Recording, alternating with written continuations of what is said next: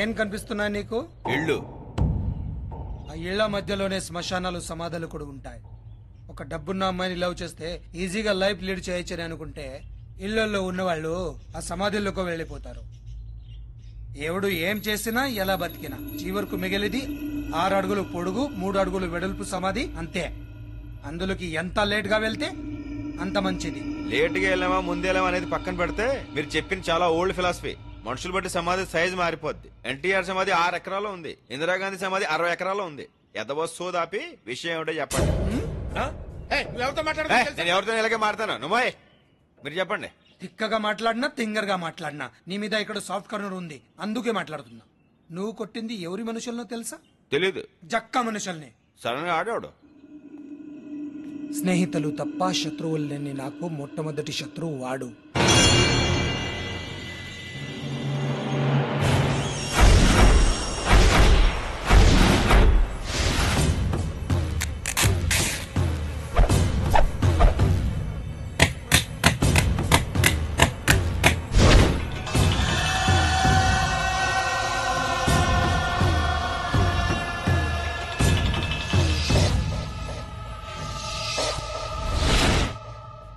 భయం అంటే ఏమిటో తెలియని నాకు భయాన్ని చూపించిన వ్యక్తి వాడు.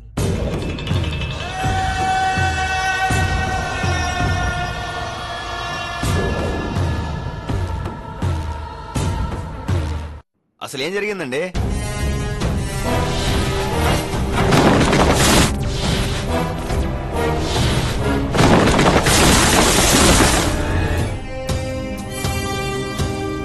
సార్, అది చెక్కా కట్టిన బ్రిడ్జ్ అండి. జక్కా గురించి మీకు తెలీదు. జక్కా గురించి నాకు తెలియదు, కానీ అతను కట్టిన బ్రిడ్జ్ గురించి తెలుసు. అందుకే గవర్నమెంట్ నన్ను రిపోర్ట్ చేయమని చేస్తాను. జరిగిన నష్టానంతా అతనితో కక్కిస్తాను. జక్కా చాలా డేంజరస్ పర్సన్ సార్. నేను జక్కాకి భయపడను, జనానికి భయపడతాను. ఇదోకేనా నాన్న? ఏదైనా ఎల్లో షేడ్ లో తీసుకోమా, పెళ్లి కూతురు కదా. అలాగే ఆ ఎల్లో సారీ చూపించండి. అవి పర్సనల్ గా ఇచ్చేయి, ఇవి పోస్ట్ చేయి. అలాగే. ఈ డబ్బు తీసుకెళ్లి కళ్యాణ మండపానికి అడ్వాన్స్ ఇచ్చేసిరా. ఇస్తాను సార్. ఓకే. శేషాద్రి గారు, అయ్యా నమస్కారం. నమస్తే. వస్తున్నా. మీరు పెళ్లి కొడుకు తాలూకా? జక్కా తాలూకా అంటే జక్కా మనుషులు, నేను జక్కా మేనమావని. వీళ్ళందరూ జక్కా ఫ్రెండ్స్. చంపమంటే చంపతారు, నరకమంటే నరకతారు, పెరకమంటే పెరకతారు. నరకడానికి పెరకడానికి ఇక్కడ మొక్కలేమీ లేవు, మీరు వెళ్ళొచ్చు. చూడు ఇంజనీరు, రోడ్లన్నాక పాడైపోతాయి, బ్రిడ్జిలన్నాక కూలిపోతాయి. ఇప్పుడు శ్రీహరికోటలో రాకెట్లు పైకి పంపిస్తారు, ఆడై ఫెయిల్ అయిపోతాయి. వాటి మీద ఏమైనా కేసులు పెడతామా? మీరు ఇక్కడి నుంచి వెళ్ళకపోతే మీ పైన పెట్టాల్సి వస్తుంది కేసు. నా మాటిని మాకు ఫేవర్ గా తయారు చేసుకున్న ఈ ఫైలు మీద సంతకం పెట్టు. జక్కా ఎడుకొస్తే వ్యవహారం ఇట్టా ఉండదో. ఏం చేస్తాడు? నేను సంతకం పెట్టను. పెట్టాలి.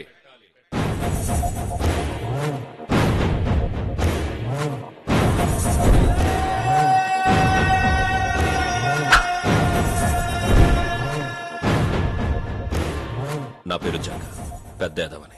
మా మామయ్య ఇంకా పెద్ద బొక్కు. ఉట్టయ్య నిజమా? నీకు కారుందా? సొంత బిల్డింగ్ ఉందా?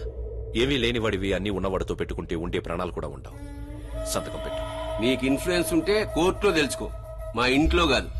నాన్నా, నీ కూతురా? పెళ్లి కూతురు.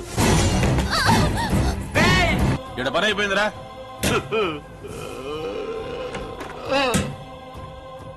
ఇక్కడ పని అయిపోయింది. ఇంకా బా 97. రే సిన్సియర్, ఇప్పుడు నీ కళ్ళలో భయం, నీ గొంతులో భయం.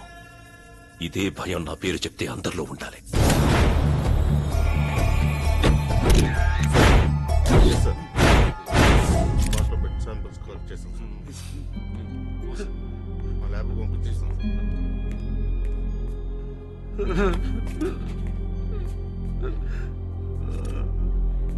శేషు, శేషు,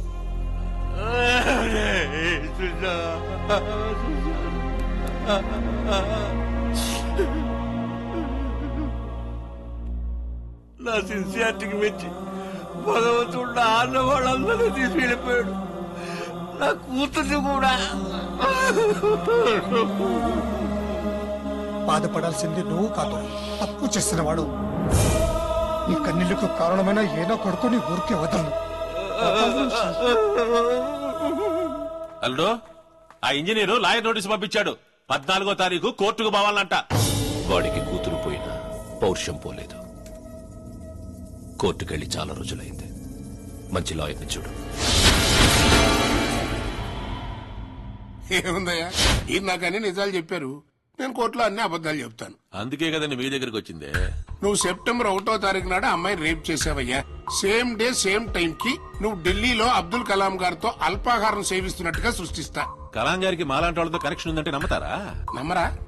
పోనీ సంజయ్ దత్ సల్మాన్ ఖాన్ తో ఉన్నట్టుగా సృష్టిద్దాం. వాళ్ళిద్దరూ జైల్లో ఉన్నారుగా, ఒకడు జింక కేసులో ఇంకోటి లింక్ కేసులో. ఆ లింకులన్నీ నేను చూసుకుంటాను కదంటయ్యా. సాక్ష్యాలదే ఉంది, బోడుగుండు మీద విగ్గు పెట్టినట్టు ఒక కేసుకు 100 సృష్టించచ్చు. నువ్వు మందు పడతాడా? ఈడు నా మేనలుడు. అయితే అక్కడ ఎందుకు, ఒక క్వార్టర్ కొట్టి కాముగా పడుకోవయా.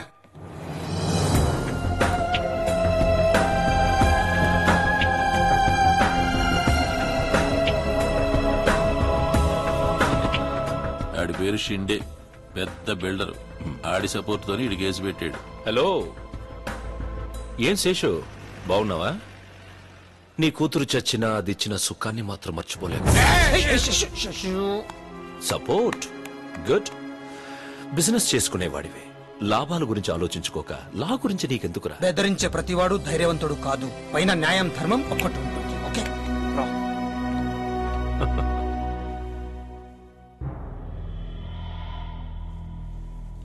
మీ దగ్గర ఏమైనా సాక్ష్యాధారాలు ఉన్నాయా? దైవ సాక్షిగా ఈ జక్కా కట్టిన బ్రిడ్జి కూలిపోయిందన్నమాట నిజం. దాని మీద నేను రిపోర్ట్స్ తయారు చేయడం నిజం. పెళ్లి కావాల్సిన నా కూతుర్ని పాడు చేసి చంపేశాడన్న నిజం. వీటన్నిటికీ నా మనస్సాక్షి తప్ప వేరే సాక్ష్యాలేమీ లేవు సార్. యువర్ ఆనర్, కోర్టుకు కావాల్సింది మనసుల సాక్ష్యాలు కాదు, మనుషుల సాక్ష్యాలు. అభియోగం మోపబడిన నా ఈ క్లయింట్ జక్క అదే టైంలో కేర్ హాస్పిటల్లో వైద్యం చేయించుకుంటున్నాడు. దాని తాలూకు మెడికల్ సర్టిఫికెట్లు. అదే రోజు జయప్రకాష్ గారు రాజమండ్రి అప్సరా హోటల్లో ఉన్నారు. ఆ హోటల్ తాలూకు బిల్స్.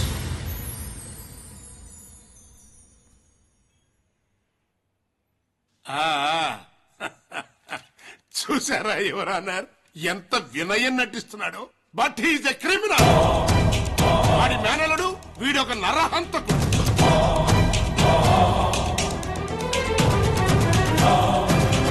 ఇలాంటి సాక్ష్యాలు రూపాయికి 10 తీసుకురావచ్చు. యువర్ ఆనర్, డాక్టర్ల దగ్గర లాయర్ల దగ్గర అందరూ నిజాలే చెప్తారు. వీళ్ళిద్దరూ నా దగ్గరకు వచ్చి చెప్పిన నిజాలు ఈ సీడీలో ఉన్నాయి. నువ్వు రేప్ చేయడం ఎవరన్నా చూసారా? మా అల్లుడు తెలివిగా తలుపులేసుకుని రేపు చేశాడే. మరి అమ్మాయి బతుకుందా? వదిలేస్తే బతికేదే, కానీ చంపేశాడుగా. యువర్ ఆనర్, న్యాయాన్ని కాపాడరా అని నా స్నేహితుడు అడిగిన మాట కోసం ఈ రోజు నేను వాదిస్తుంటే స్నేహానికే కాదు న్యాయానికే న్యాయం చేయగలిగానని ఒక న్యాయవాదిగా గర్వపడుతున్నాను. ఈ జక్కాని కఠినంగా శిక్షించవలసిందిగా కోర్టు వారిని కోరుకుంటున్నాను. నేరం రుజువైన కారణంగా జలదంకి కామేశ్వర్ ఎలియాస్ జక్కా అనబడే ఈ ముద్దాయికి 6 సంవత్సరాల కఠిన కారాగార శిక్ష విధించడమైనది.